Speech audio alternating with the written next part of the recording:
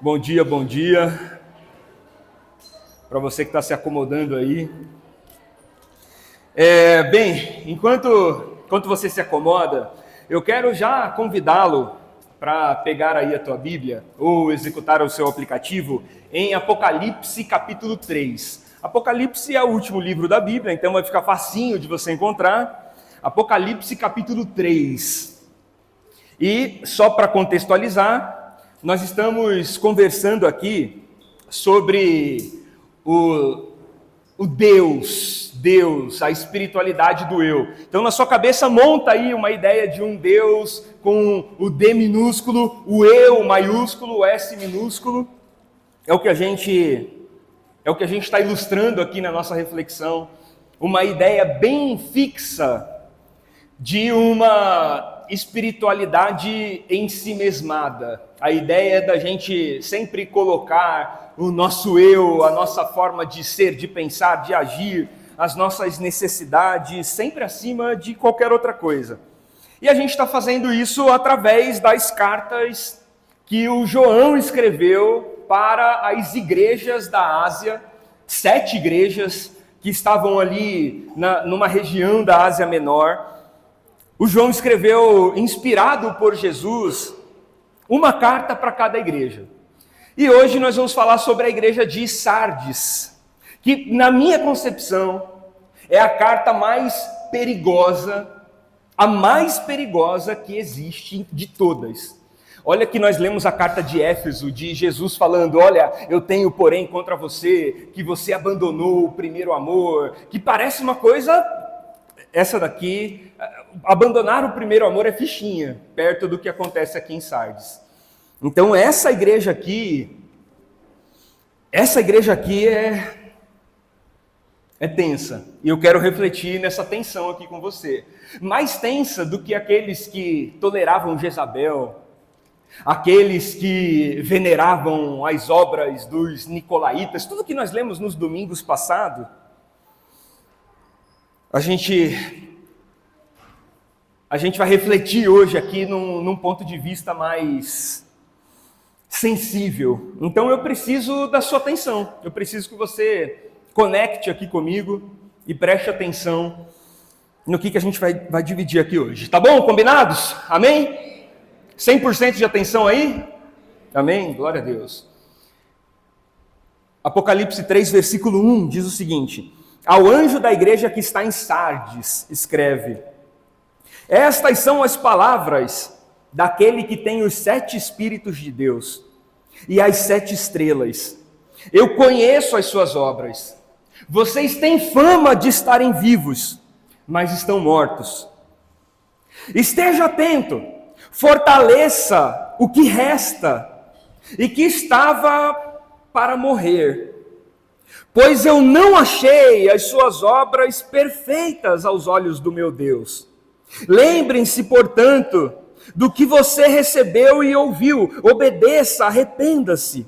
Mas se você não estiver atento, eu virei como um ladrão, e vocês não saberão a hora em que eu virei contra vocês, ou encontrar vocês.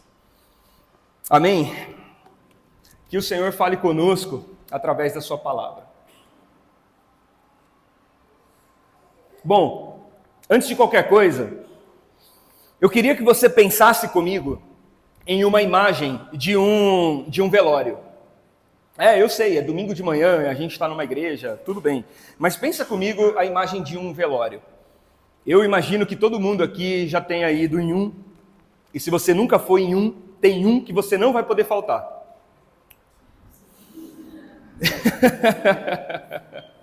Mas tenta imaginar como é que, na maioria dos velórios que a gente vai, que a gente vê, ou que a gente ouve, você vai sempre encontrar alguém dizendo assim, olha, tadinho, nunca fez mal a ninguém, nunca agrediu ninguém, nunca traiu a esposa ou o marido, nunca maltratou os filhos. Quem merece não vai, mas aqui, ó, nunca fez mal a ninguém e foi. Normalmente são coisas assim que a gente ouve. A gente sempre ouve elogios que nós poderíamos ter feito em vida, mas que a gente faz depois. São elogios póstumos. A gente tem muita dificuldade de levar flores em vida, mas acabou a vida, a gente não tem problema em gastar uma fortuna numa coroa de flores. Seria tão mais interessante se nós pudéssemos levar flores em vida, né? Se você pudesse presentear alguém ou elogiar alguém, enquanto este alguém ainda pode ouvir e ainda pode sentir o cheiro das flores, muito melhor do que fazer isso em um momento ou outro. Mas o interessante disso é que a maior parte dos elogios que se faz não são elogios de ações suas, elogios de coisas boas que você fez. A maior parte dos elogios que se ouvem são elogios de coisas ruins que você não fez. Nunca fez mal a ninguém, percebe que está sempre na negativa? Nunca traiu a esposa, nunca abandonou o marido, nunca fez mal aos filhos, nunca. São sempre negativos, a gente sempre celebra coisas ruins que nós deixamos de fazer. E para mim, essa igreja de Sardes aqui, ela é perigosa, extremamente perigosa, porque ela representa exatamente esse tipo de cerimônia fúnebre que a gente conhece. A cerimônia fúnebre em que aquele que está morto recebe elogios pelo que ele nunca fez. Ou pelo que ele nunca, o mal que ele nunca fez, o mal que ele nunca exerceu. Mas nunca é lembrado pelo bem que ele fez. Então, eu disse para você que Sardes é a igreja mais sensível e mais tensa de refletir, porque guarda no seu coração isso, por favor. Todas as outras cartas que você for ler, você vai ver Jesus falando sobre uma igreja. Você vai ver ele falando assim, ó, é o seguinte, vocês esfriaram o amor que vocês tinham, vocês abandonaram o primeiro amor. Aí para outra ele vai falar, ó, vocês estão tolerando gente falando bobagem aí, e vocês estão aplaudindo essas pessoas, vocês estão ouvindo, dando ouvidos a Jezabel, uma profetisa que encanta com palavras doces. Vocês estão dando atenção para as obras dos nicolaítas. Vocês estão envolvidos. E tem várias críticas. Para a igreja de Sardes, não há críticas. Não tem crítica para fazer. Jesus não está olhando para eles e falando assim, olha, vocês estão abandonando, ou vocês estão errando, ou... Não tem crítica.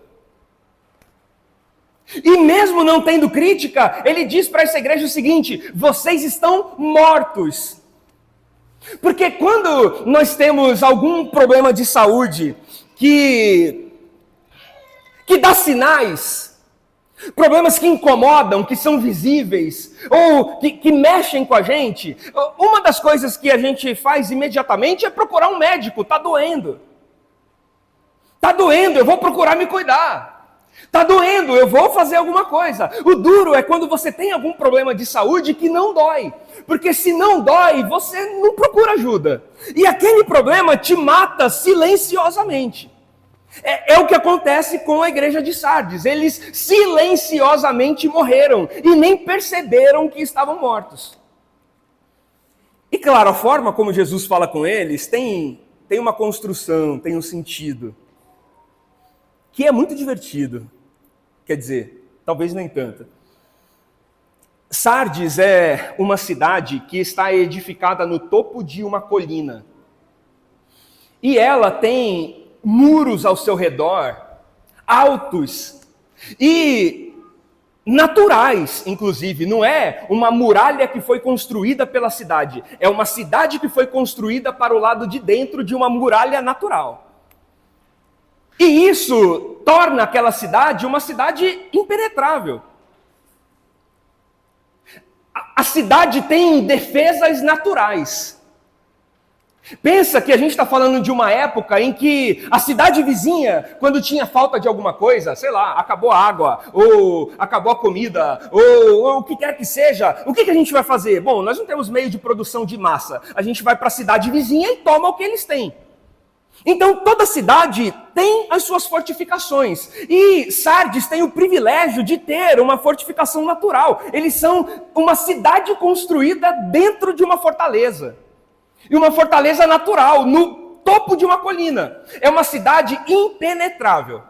Só que, se você pegar qualquer livro de história, se você for ler, por exemplo, Eusébio de Cesareia, você vai vê-lo falar sobre a cidade de Sardes e como, por 2 vezes, essa cidade foi invadida e destruída. Aí você fala, pô, não é possível. Como que uma cidade que tem defesas naturais, uma porta de entrada, como que um exército passa por ali? O problema deles é que, como eles eram tão abençoados naturalmente, o que eles fizeram foi baixar as guardas. Os homens de prontidão responsáveis por vigiar as muralhas, por 2 vezes abaixaram a guarda, dormiram no posto. Estava assistindo o Campeonato Brasileiro, distraiu um pouquinho, e quando menos percebeu, o inimigo já estava do lado de dentro das muralhas, e eles foram tomados. Então, por 2 vezes, a cidade impenetrável foi saqueada. E por 2 vezes isso aconteceu por falta de vigilância. 2 vezes isso aconteceu por falta de prestar atenção, ou, se você preferir, por excesso de confiança. É por isso que Jesus vai usar essa expressão com eles e vai dizer, vocês têm fama de que vive, mas vocês estão mortos. Vocês têm fama de que vive porque vocês estão num lugar seguro, vocês estão num lugar naturalmente abençoado. Vocês têm fama de que vive porque a aparência é a última a morrer. A aparência é a última a desfalecer. Vocês têm fama de que vive porque vocês não percebem que a doença está corroendo vocês por dentro. Como vocês olham por fora e se enxergam protegidos, bonitos, abençoados, então vocês não entendem o que está acontecendo. Tem fama de que vive, mas na verdade já está morto. Entende? Entende o que eu estou falando? Entende? Desculpa, eu não coloquei a interrogação no final. Entende o que eu estou falando? Interrogação.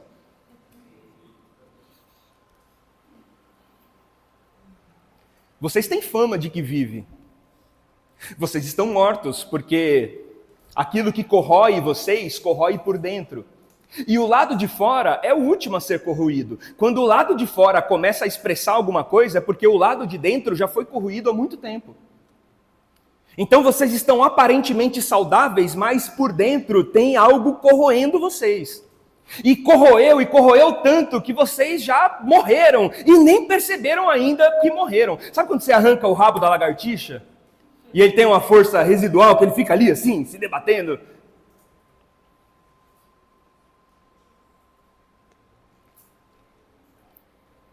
E aí Jesus olha para essa igreja.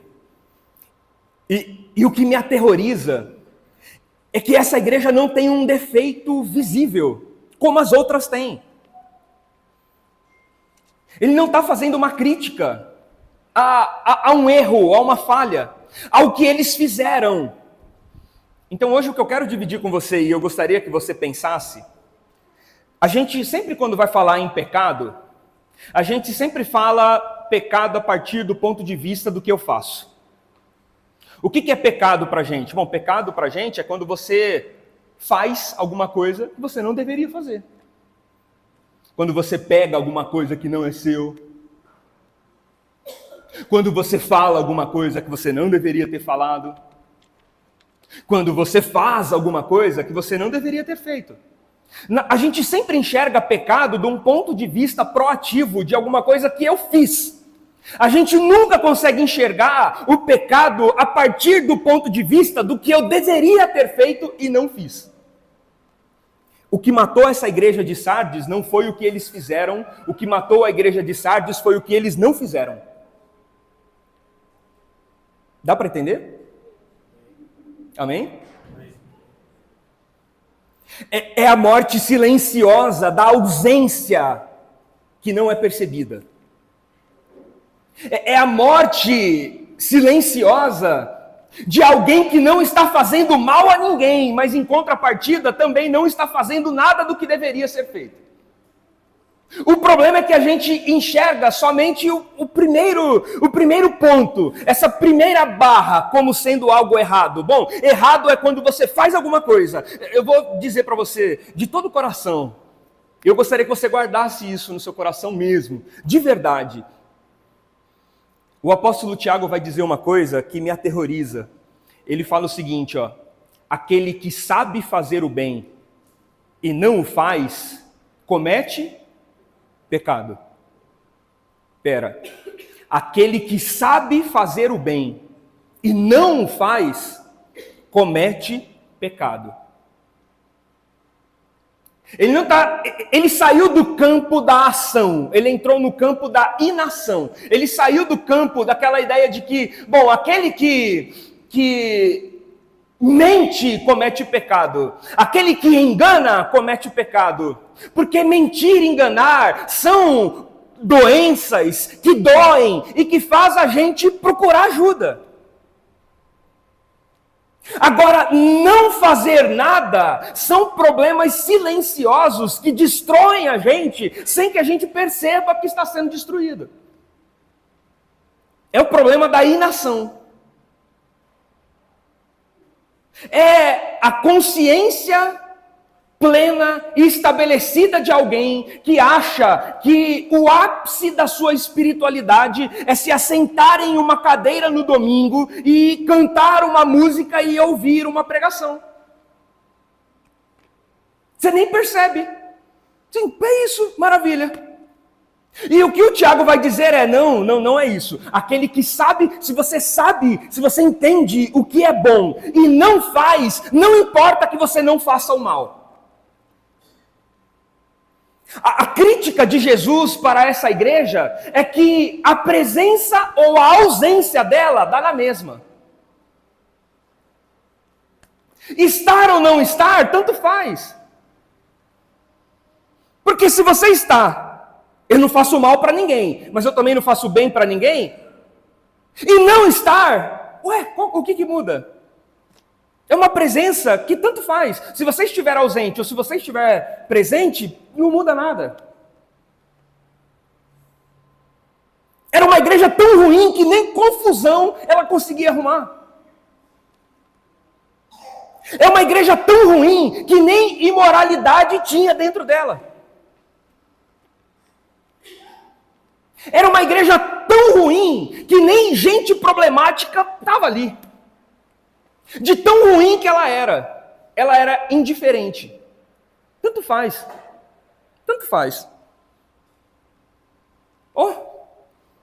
Se está aqui, se não está também, indiferente. Você conhece gente assim? Eu tenho certeza que você conhece gente assim. Gente boa, que não faz mal a ninguém, mas também não faz bem a ninguém. Gente que não ofende ninguém, mas também não elogia ninguém. Conhece? Gente que não toma nada de ninguém, mas também não entrega nada para ninguém. Conhece gente assim? Essa é a forma mais perigosa de se pensar espiritualidade, de se viver espiritualidade. Obrigado. É para eu ir para o próximo tema, tá me lembrando aqui.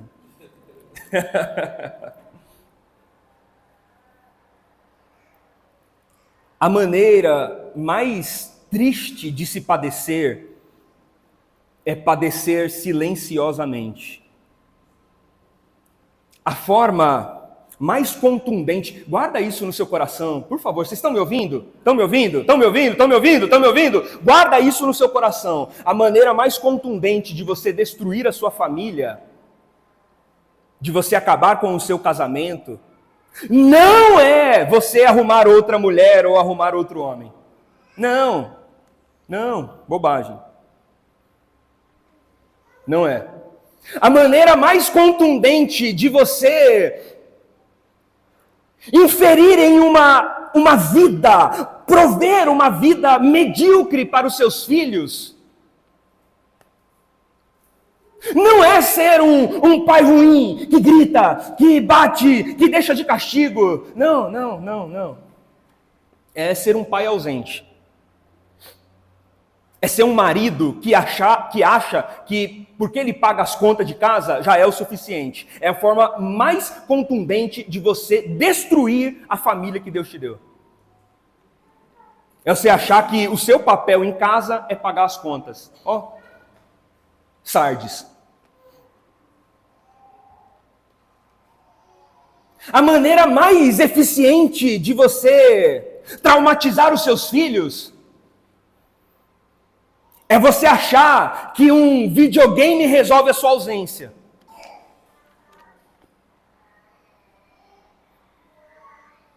E que assistir galinha pintadinha no celular é mais eficiente do que ir no parque dar uma volta de bicicleta. É a maneira como silenciosamente nós vamos acumulando coisas que estão nos destruindo por dentro e a gente nem percebe. Aí o menino faz 18 anos, a menina faz 18 anos, você olha e fala assim, meu Deus, eu não sei onde eu errei. Pois é, tá sabendo hoje.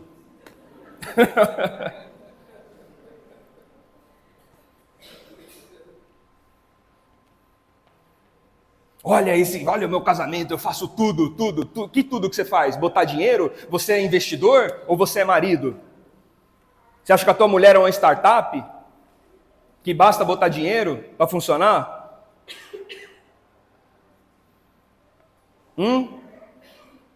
Você é um venture capital? É um fundo de investimento, é isso?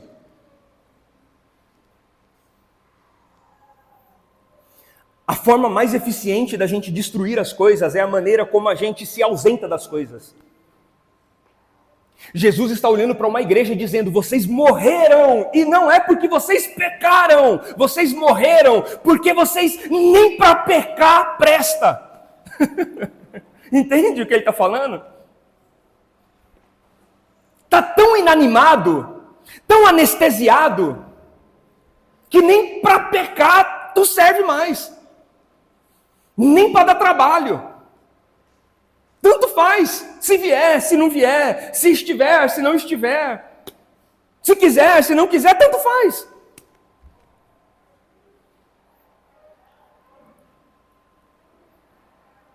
Dá para entender?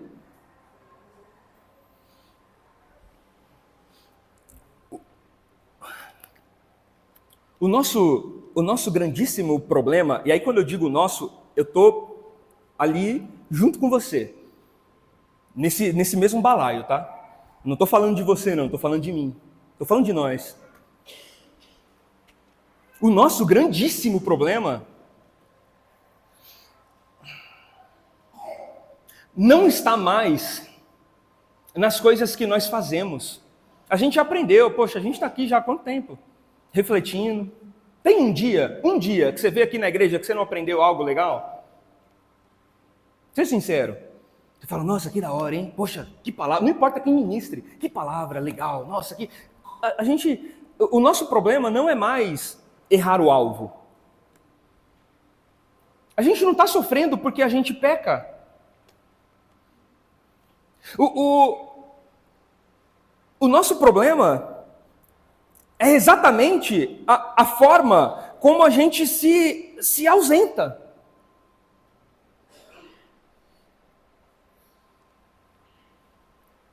Não está mais nas coisas que nós fazemos de errado, mas está na nossa ausência do certo. A ausência de fazer o bem. A ideia não é não fazer mal a ninguém. Isso não satisfaz, isso não preenche. Você não está aqui para não fazer mal a ninguém. Você não é um ser inanimado, uma ameba, que tem uma existência neutra. A gente não está aqui para não fazer mal a ninguém, a gente está aqui para fazer bem ao mundo. Entende a diferença? Entende? A gente está aqui para fazer o bem e não para não fazer nada. E quando a gente começa a se contentar em não fazer mal para o outro, é o primeiro passo de um precipício que nós estamos caindo. A gente não está aqui para não fazer o mal, a gente está aqui para fazer o bem. A minha vida não é uma inação.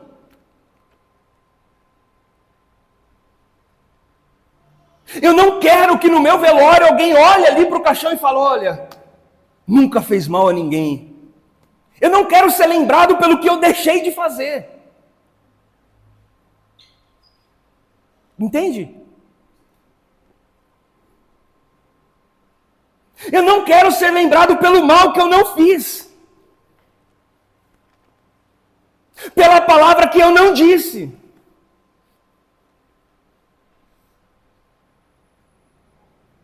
Alguém que tem fama de que vive. Mas no final, já foi. Já foi, e já foi porque não se importa. Já foi porque tanto faz.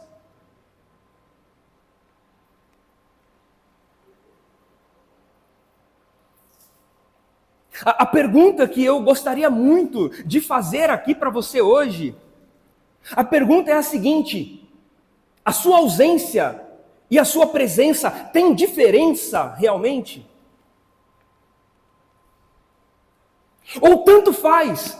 Se você for, se você não for, as pessoas não vão nem notar. Porque você é aquele que não atrapalha, mas também é aquele que não ajuda.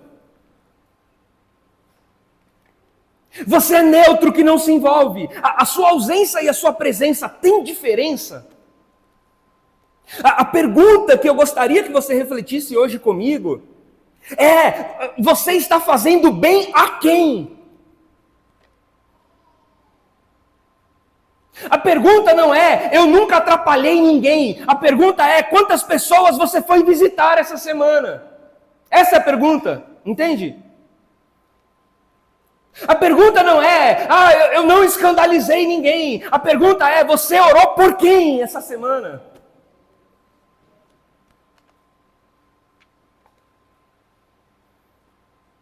Porque caso contrário, a gente se adequa a uma simples existência. A gente está no mundo só para ocupar um espaço, mas não para cumprir uma missão, entende? E aí você parece um móvel velho, que não cumpre mais função nenhuma na casa, só ocupa espaço. E esse não é o plano do Evangelho para você. Deus não colocou você no mundo para que você ocupasse um espaço no mundo. Deus colocou você no mundo para que você, através do Espírito de Deus, servisse ao mundo. Entende? Dá para entender? Dá mesmo? Às vezes eu fico preocupado. Às vezes eu fico preocupado, eu falo, será que dá para entender mesmo? Dá mesmo? Amém? Acho que bom. Ai, que gostoso. Tá quentinho. Nunca mais tomei café frio. Quer dizer, mentira, eu tomei sim. Mas aí já foi de propósito, não foi acidental. Nesse calor, rapaz, um café com gelinho assim é maravilhoso. O que eu gostaria que você sentisse hoje, ou que você pensasse hoje, refletisse inteiramente, não é sobre as coisas erradas que você anda fazendo, mas é sobre as coisas certas que você não anda fazendo. É isso que eu queria que você refletisse hoje. Porque a gente pede perdão para Deus das coisas erradas que a gente faz, mas a gente não tem costume de pedir perdão para Deus das coisas boas que nós deveríamos ter feito e não fizemos. Não é a palavra que você falou e que feriu alguém, esquece. É aquela palavra que você poderia ter falado que ia levantar alguém e você não falou. É dessa que eu quero te lembrar hoje.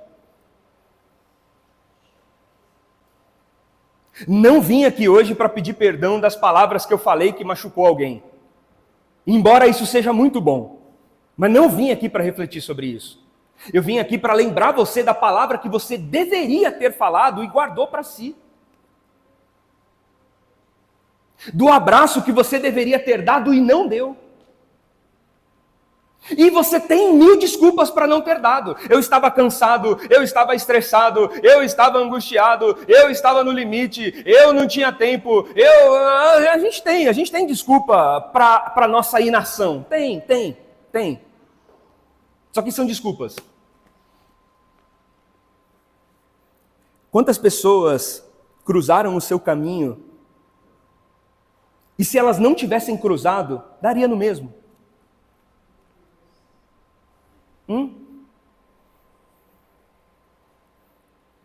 Quantas pessoas que sentaram para tomar um café com você, e se elas não tivessem sentado, daria na mesma, tanto faz.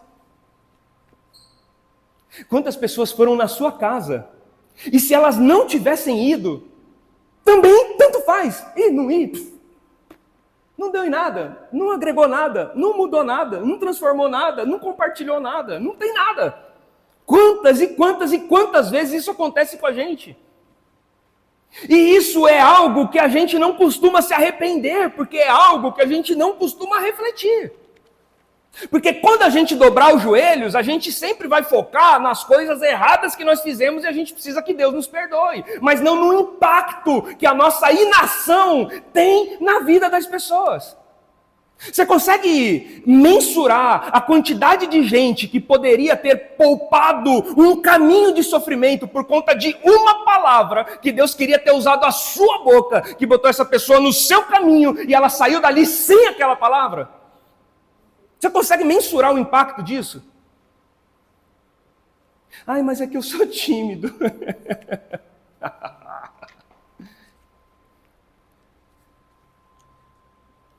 Tem um trem aqui no Apocalipse que eu acho bem legal, assim. Ele fala, assim, descontraído, uma coisa assim. Mas é mais ou menos assim que ele diz, os tímidos, como que era, você lembra? Os tímidos. Pois é, rapaz. E não é que não herdarão o reino dos céus porque são tímidos. Porque eu sou tímido, extremamente. Os tímidos não herdarão o reino dos céus porque a timidez te impede de fazer aquilo que você deveria fazer e não faz. O problema não é ser tímido. O problema é abraçar a sua timidez e usá-la como desculpa para não fazer o que você deveria fazer. Ser tímido está tudo bem, faz parte, é traço da sua personalidade. Ótimo, parabéns, bem-vindo ao clube, porque eu também sou extremamente tímido. Mas chegou uma hora na minha vida que a timidez deixou de ser a minha muleta para não fazer aquilo que eu deveria fazer. Os tímidos não herdarão o reino dos céus não é porque eles são envergonhados, é porque a timidez te impede de ser quem Deus quer que você seja.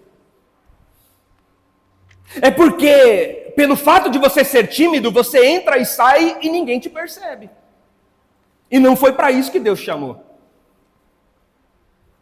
Deus não chamou você para ser um agente secreto, o crente bond.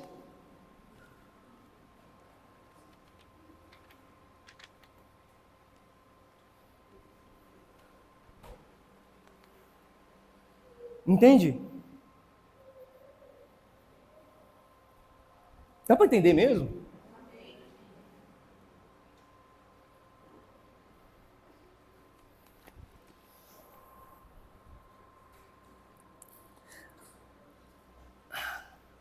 A pergunta que mais me dói fazer, e eu até confesso para você que eu evito fazê-la. Mas de vez em quando eu penso nela.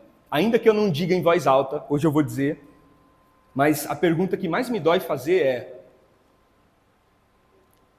se a gente fechar as portas dessa igreja aqui amanhã, qual é o impacto que essa cidade vai ter? Ou segunda-feira para eles vai ser: nossa, fechou? Nem sabia que tinha aberto.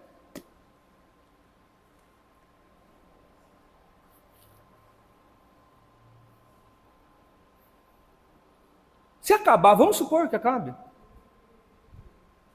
Vamos supor, acabou, fechou. O que a cidade vai sentir? Meu Deus, e agora? Não, eles não podem sair da nossa cidade não, pelo amor de Deus. Não. Que isso? Quem que vai cuidar da nossa cidade? Quem que vai amparar as nossas famílias? Quem que vai aconselhar os nossos jovens? Quem que vai visitar os nossos enfermos? Não, de jeito nenhum.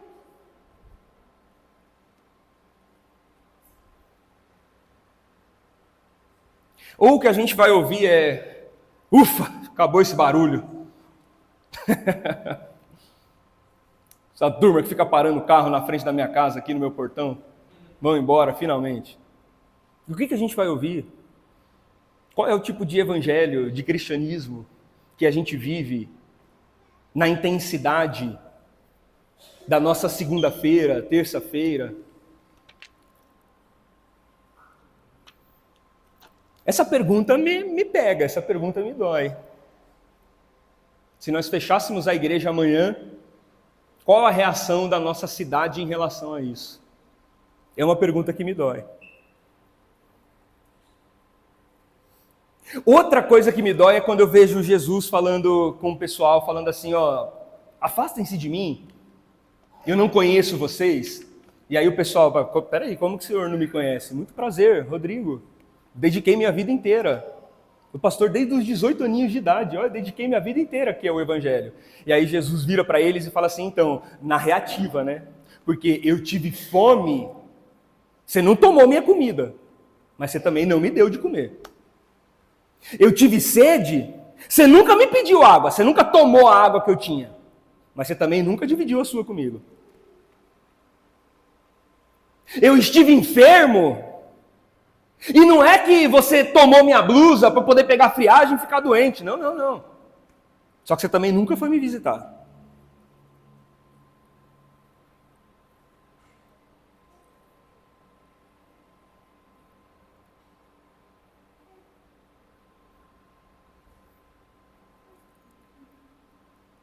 É vida. Vida. E vida é diferente de inação. É diferente de não fazer nada, de não dar trabalho nenhum. É vida. Meu irmão, minha irmã, qual foi a última vez que você pensou proativamente nas relações que você tem? Eu não quero saber qual foi a última vez que você brigou com o teu marido, eu quero saber qual foi a última vez que você elogiou o teu marido.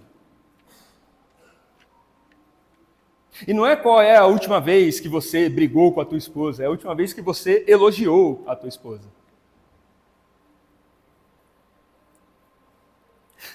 É sorrateiro. Qual foi a última vez que você separou um tempo em oração? Só você e Deus. Porque são coisas que a gente nem percebe. Não é um negócio, uma enfermidade que dói. Quando você menos percebe, você fala: rapaz, olha o tempo já faz que eu não sei o que é comunhão com Deus de verdade, assim, que eu não oro, que eu não paro um instante em casa, que eu não reflito, que eu não ouço uma canção em louvor a Deus. Quanto tempo faz? A gente nem percebe.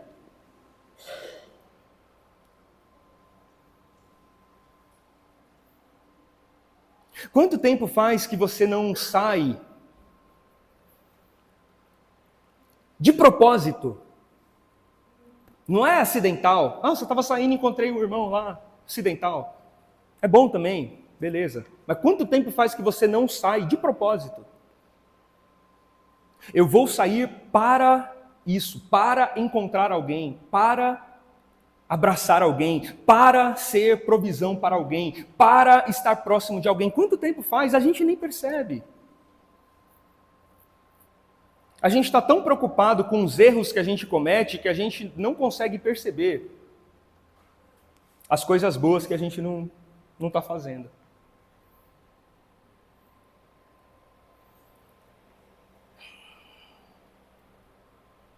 A aparência é o último a morrer. A folha continua verde, mesmo um tempo depois da raiz ter secado.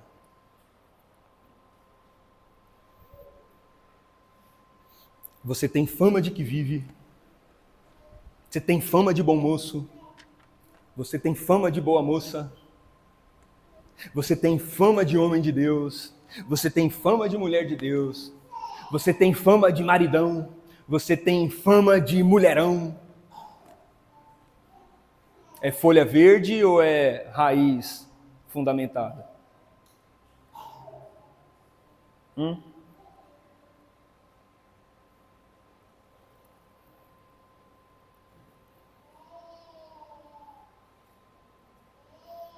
Eu adoro ouvir a respiração de vocês.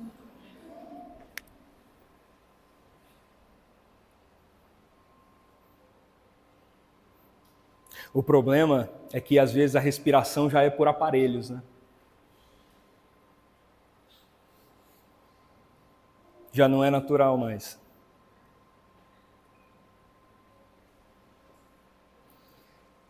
E eu encerro essa reflexão aqui com você dizendo o seguinte, que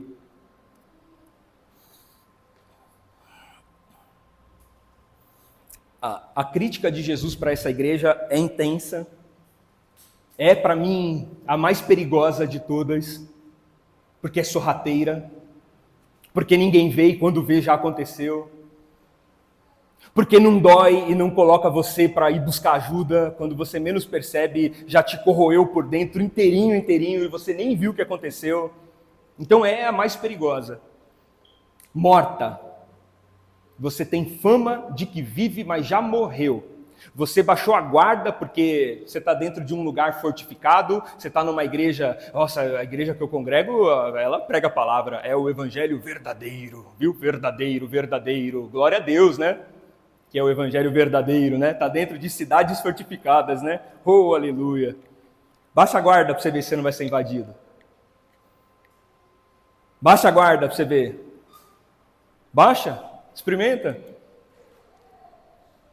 Ou você acha que na igreja que tem teologia boa, o diabo não está cirandando também não, que ele fala, não, eu não aguento uma teologia bem feita. Ah!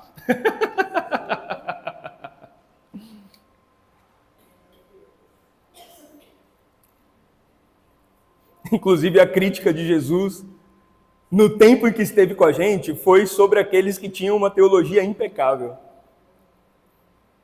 Zelosos, fariseus. Não erravam na escrita, só erravam na encarnação do que eles falavam. Então a gente está mesmo aqui numa cidade edificada. Só que em algumas vezes eu percebo que a gente baixa a guarda por conta disso.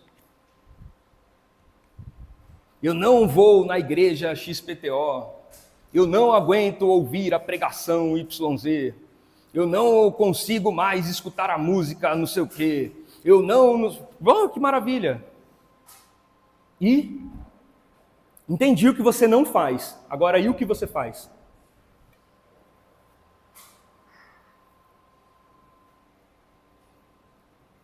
Entendi o que você abandonou, glória a Deus. Agora você está fazendo o quê? Qual é?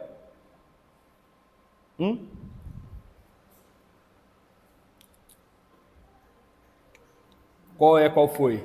Por que tu tá nessa?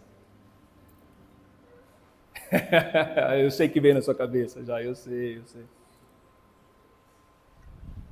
Se você está na casa dos 40, eu sei o que veio na sua cabeça. Florentina de Jesus.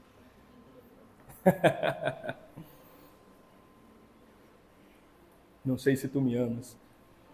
Para que tu me seduz?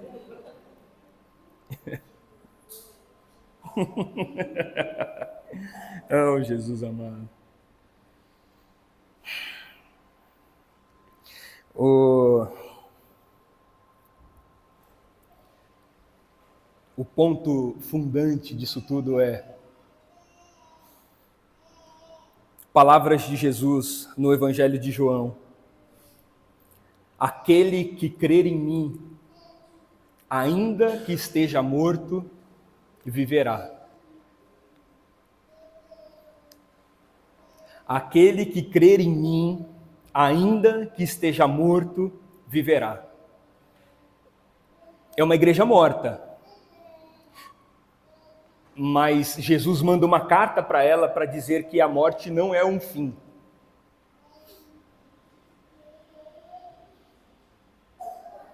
A morte não é o fim, porque aquele que crê em Jesus, ainda que esteja morto, viverá.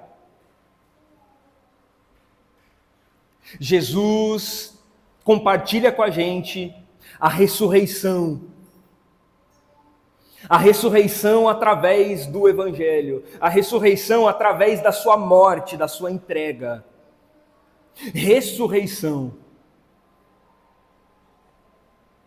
E é possível a gente experimentar o poder da ressurreição e você não precisa estar num velório para isso. Jesus não morreu por você só para que você ressuscitasse no último dia. Essa, inclusive, era a grande discussão. Jesus, quando se encontra com as irmãs Marta e Maria, lembram?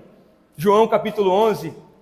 O seu irmão há de ressuscitar. Eu sei, Senhor, ele vai ressuscitar no último dia. Jesus olhou para ela e falou, não estou falando de último dia, eu estou falando de agora, esse instante, porque aquele que crê em mim, ainda que esteja morto, viverá. O poder da ressurreição do Evangelho não é oferecer para você vida pós-morte. O poder da ressurreição do Evangelho é transformar você para que você viva nesse instante. A promessa de Jesus para você não é um puxadinho na rua de ouro. A promessa de Jesus para você é para que você viva a partir desse instante. Para que você desfrute do dom da vida, para que você desfrute da intensidade da vida, para que você desfrute da profundidade da vida. Quando Jesus disse que veio para nos dar vida, e vida em abundância, a nossa cabeça é tão tola que a gente pensa que vida em abundância é você ter bastante dinheiro para gastar, para comprar tudo que você quer. Jesus não falou em abundância de coisas na vida, Jesus falou em abundância de vida. É viver de verdade. É uma vida em que a inação não toma conta de você. É uma vida que já não é mais inativa, encostada, que não serve para nada, que tanto faz se estiver presente ou se estiver ausente. É vida de verdade. Eu vim para que vocês tenham vida e a tenham em abundância, abundância de vida. E aí eu tenho que te fazer essa pergunta: você tem abundância de vida? E eu não estou falando de abundância de coisas na vida, não. Porque tem muita gente que tem abundância de coisas na vida e não tem abundância de vida. Eu estou falando de vida de verdade. Você tem abundância de vida? Você está vivo de verdade? Quanto tempo faz que você não sente o cheiro da macarronada do domingo? Que você não passa na frente da padaria e sente aquele cheiro de frango assado e fala, cara, eu vou levar isso aqui para minha família. A gente não consegue sentir o cheiro das coisas mais, porque morreu já. Abundância de vida. Sentir o sabor de um café quentinho. Você não sabe a alegria que me dá sentir o sabor de um café quentinho. Meu Deus do céu. Tem gente que precisa de tanta coisa para ficar contente, né? Ah, eu só preciso de um café quentinho. Pode ser pilão, pode ser melita. Olha, Deus que me perdoe, mas pode ser até o Pelé.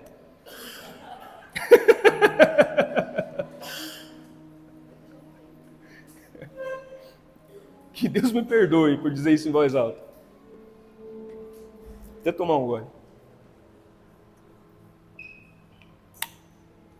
Porque a gente não precisa de muita coisa, a gente precisa de vida.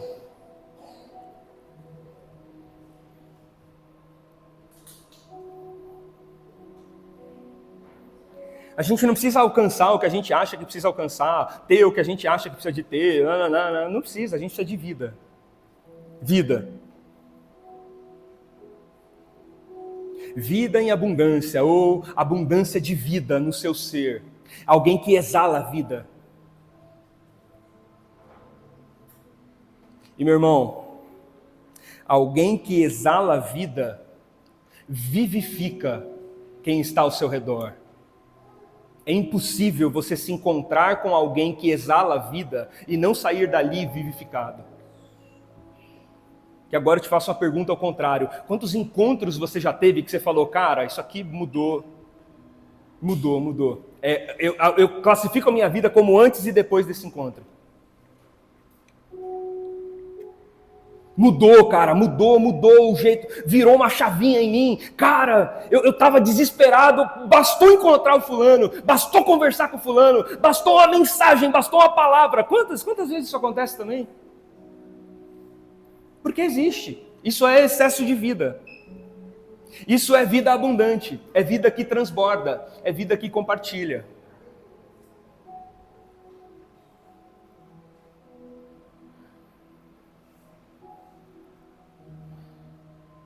Está vivo aí?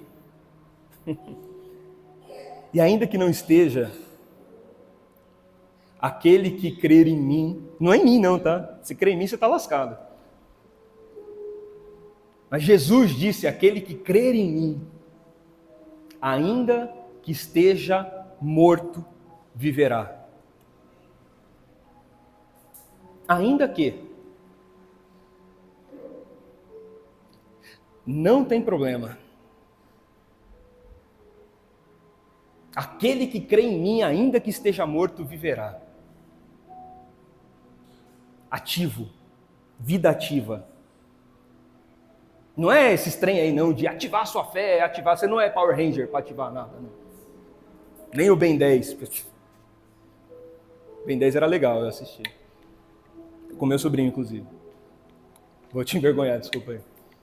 Mas você que me pediu para assistir o Ben 10 com você.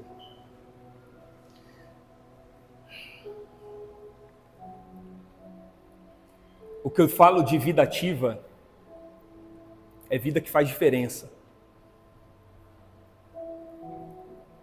Vida que impacta.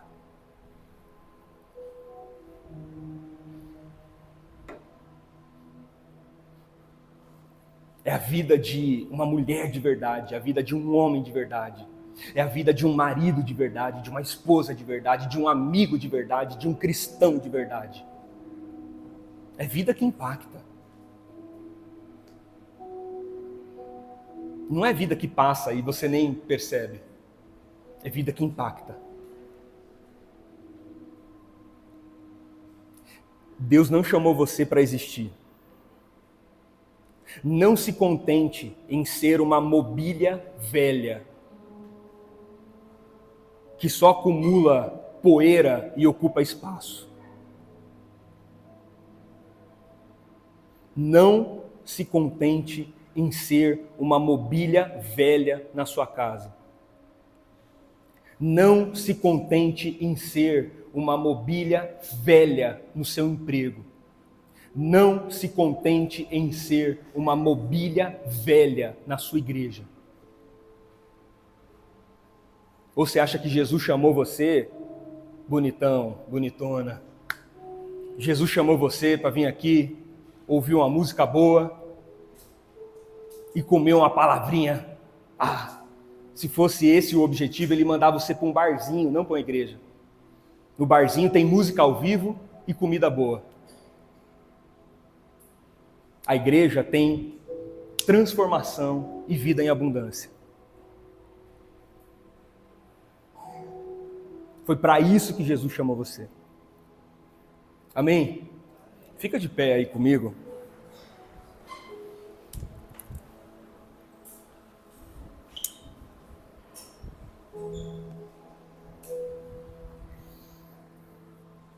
Eu vou dizer para você uma coisa, assim, eu admiro a sua resiliência de verdade. Você que está aqui hoje e que vem já com frequência, eu admiro a sua resiliência. Admiro de verdade, porque toda conversa nossa, ela é uma conversa de chave de fenda apertando parafuso. E glória a Deus que a gente não espana. Eu sei que tem muita gente que espana. A gente não espana. Glória a Deus. Então, glória a Deus pela sua resiliência. Glória a Deus por todos os domingos você se dispor para sair da sua casa e vir aqui refletir com a gente algo que você sabe que no final vai te provocar. Você sabe. Já não é mais surpresa, você sabe. Você sabe que você não vai sair de casa e vir aqui receber a sua bênção. Você sabe. Não que você não receba a bênção, tal, pode receber, fica à vontade.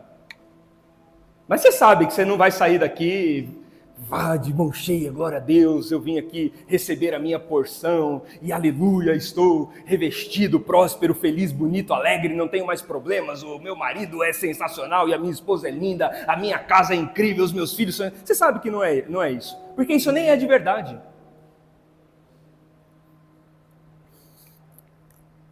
Nós temos feito reflexões densas e tensas aqui.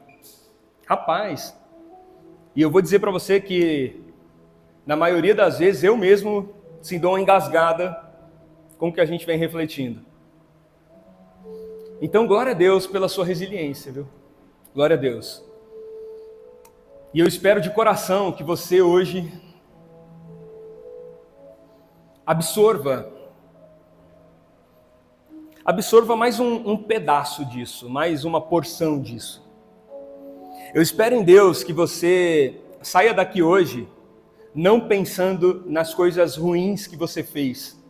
E que eu sei que são muitas, porque eu estou no mesmo barco que você, tá? Fique em paz. Mas eu espero muito que você não saia daqui hoje pensando nas coisas ruins que você fez. Eu espero que você saia daqui hoje com a consciência pesada de tudo de bom que você poderia ter feito e não fez. Todas as palavras que você poderia ter dito e não disse. Eu gostaria muito que você saísse daqui hoje pensando nos abraços que você negou. E nas coroas de flores que você carrega hoje. Porque não conseguiu entregar flores em vida.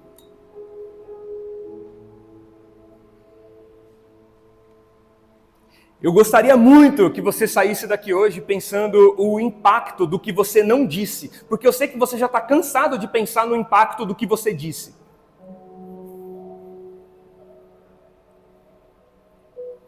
Eu gostaria muito, muito, muito, muito que você saísse daqui hoje refletindo de todo o coração em tudo que você deixou escapar pelos seus dedos, porque você não teve coragem, disposição, tempo, energia, vontade.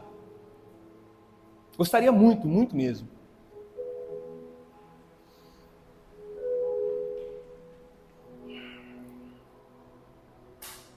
Mas eu queria muito que você saísse daqui pronto para reverter tudo isso. Pronto para falar o que você precisa falar. Para não negligenciar mais o que Deus coloca no seu coração. Você fica, ai meu Deus, ai Jesus, ai o que vão pensar de mim?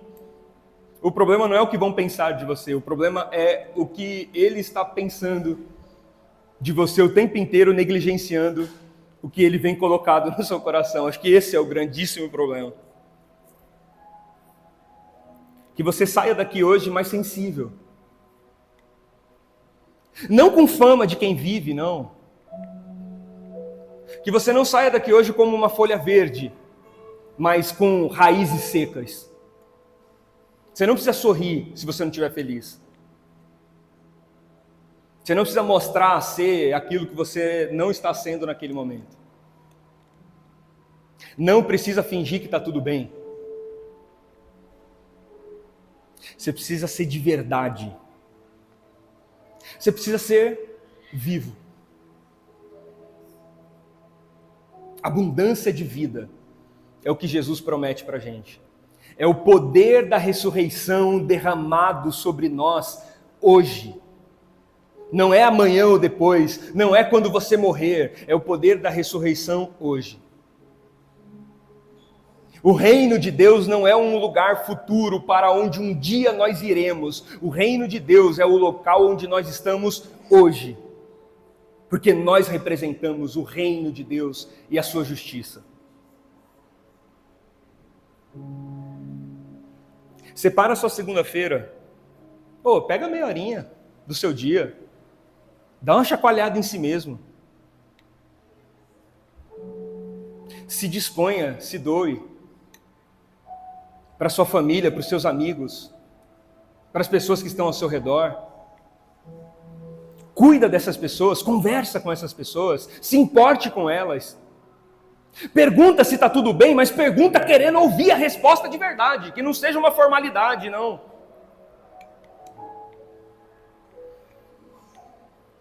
Vida que derrama. Amém?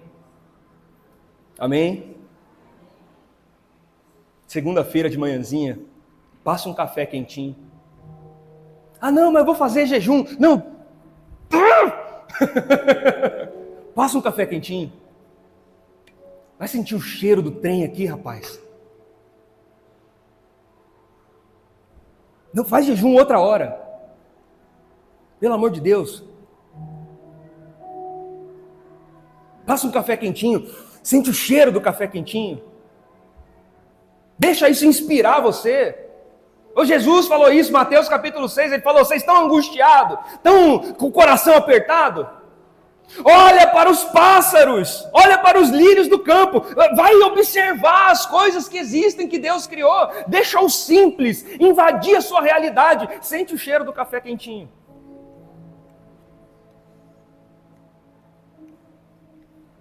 Está angustiado? Não vai fazer jejum, vai sentir o cheiro do café. Vai preparar o almoço para a tua família. Vai, você vai ver. Se não vai ser muito melhor do que um mês que você faz jejum. Ao invés de fazer, guarda isso no seu coração. Ao invés de fazer jejum, faz um almoço para o teu marido, faz um almoço para a tua esposa, faz um almoço para os seus filhos. Você vai ver se não vai dar muito mais transformação do que o jejum que você anda fazendo, rapaz.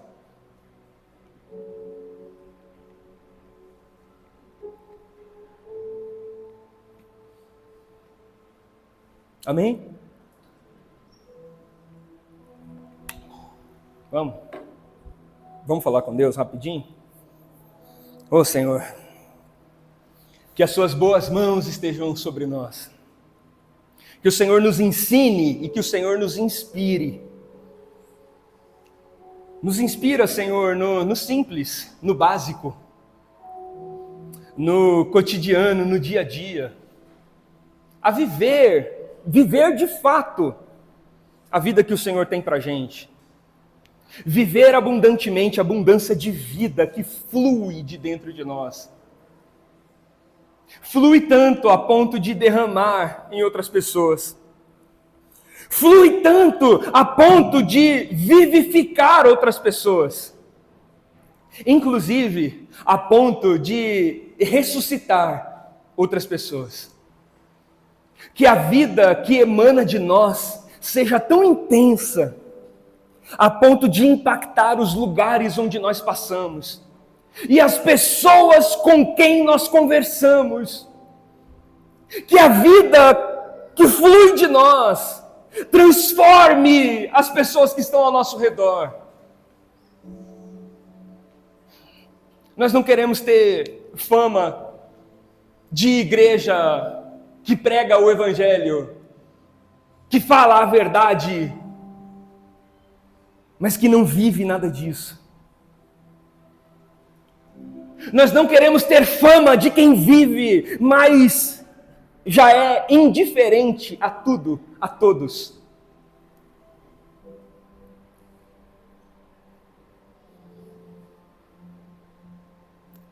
Que o nosso coração volte a bater, Jesus. que nenhuma frustração, desânimo, perdas que nós tivemos, nada disso seja capaz de interromper a alegria do Senhor, que é a nossa força.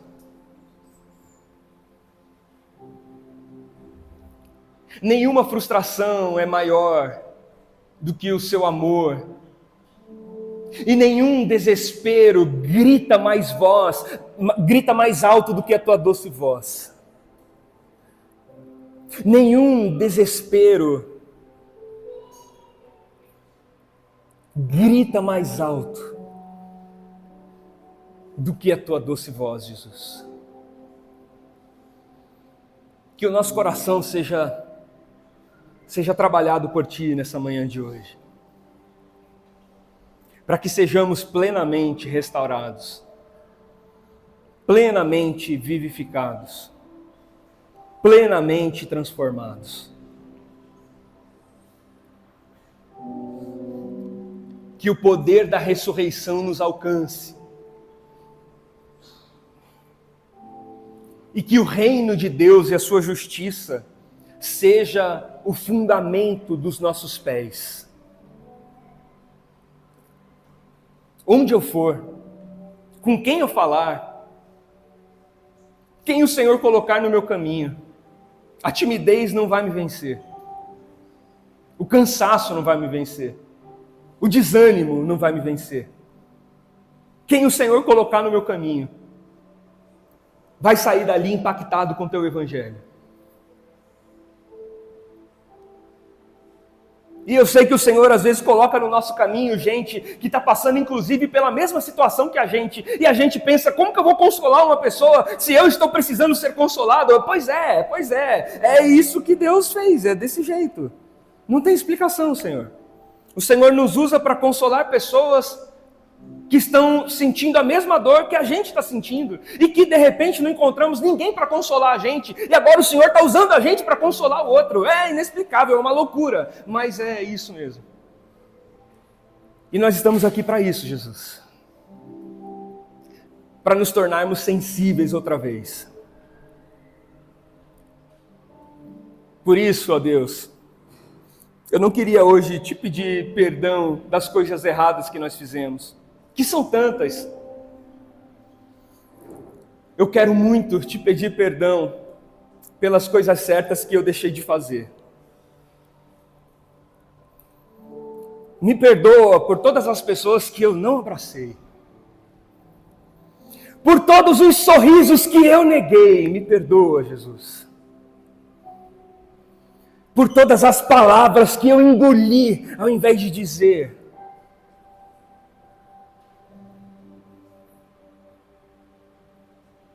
Me perdoa pelo pecado da omissão,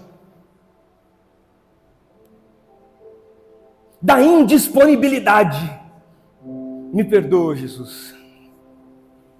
Me perdoa por todas as vezes que eu podia fazer o bem e não fiz, que eu sabia fazer o bem e não fiz.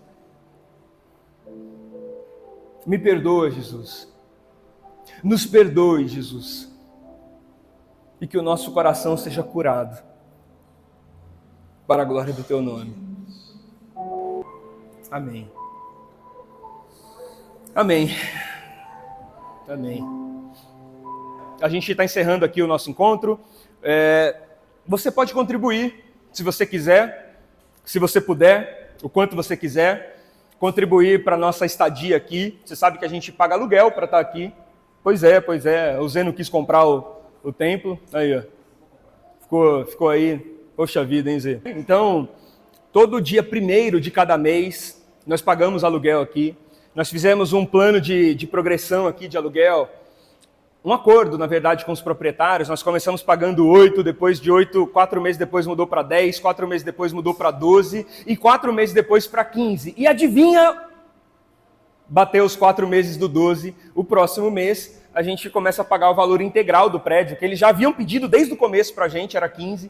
A gente fez uma proposta indecente para eles, falou, rapaz, eu não posso te dar 15, mas eu posso te dar 8. Eu achei que eu fosse apanhar na hora que eu fiz essa proposta, mas eles aceitaram, a gente fez um plano ali para fazer esses pagamentos, e agora, no mês de setembro, dia 1º de setembro, vai ser o nosso primeiro aluguel integral aqui da igreja.